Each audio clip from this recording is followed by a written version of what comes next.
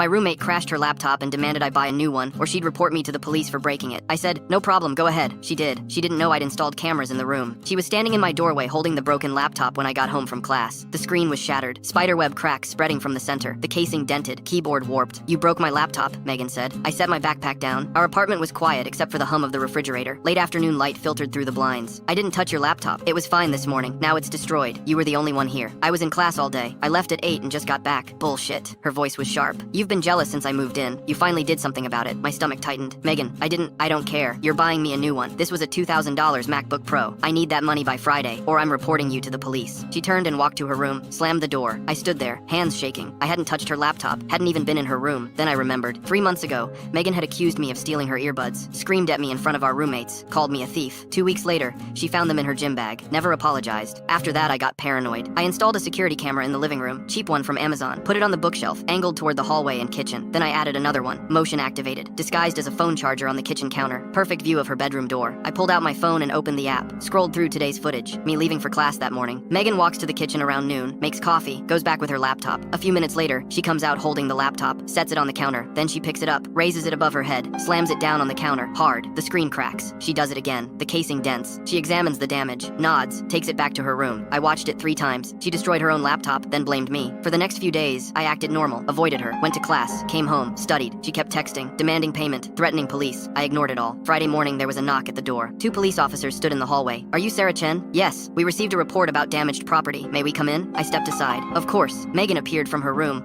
holding the broken laptop. Her expression was smug. Officer, thank you for coming. My roommate destroyed my laptop. She won't pay for the damage. The officer looked at me. Is this true? No. She's lying, Megan said. She was the only one here when it happened. Actually, I said calmly, I have security cameras in the apartment. Megan's face went pale. What? I installed them after you accused me of stealing your earbuds. I pulled out my phone, opened the app, found the footage. Here, from the day the laptop was damaged. I handed the phone to the officer. He watched. His expression shifted from neutral to cold. Megan raising the laptop. Megan slamming it down. Doing it again. Harder. The officer looked at Megan. Ma'am, is this you? Her mouth opened, closed.